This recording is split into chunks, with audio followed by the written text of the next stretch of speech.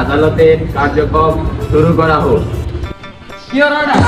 এই সেই আসামি যে আমার মক্কেল তার কাছ থেকে হসপিটাল নিয়ে গার্লফ্রেন্ডের সাথে কথা বলতেছিল, কিন্তু কোনো কারণ ছাড়াই ওনার মক্কেল হসপিটালটি বন্ধ করে দেয়। হসপিটালটি বন্ধ করে দেওয়ায় ওনার গার্লফ্রেন্ডের সাথে তার মেকআপ হয়েছে। পাইলট,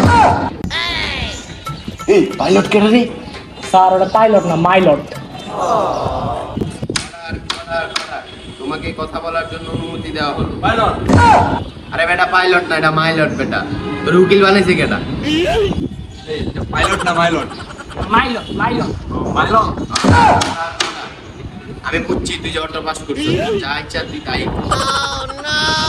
পাইলট, এই সেই উকিল যে আমার মক্কেলের বিরুদ্ধে মিথ্যা অভিযোগ দিয়েছে। ওনার মক্কেলের চরিত্র খারাপ, এর জন্য ওনার গার্লফ্রেন্ড ওনাকে ছেড়ে চলে গিয়েছে।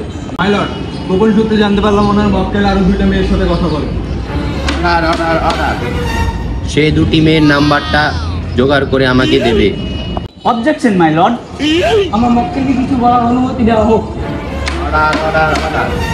অনুমতি দেওয়া হলো।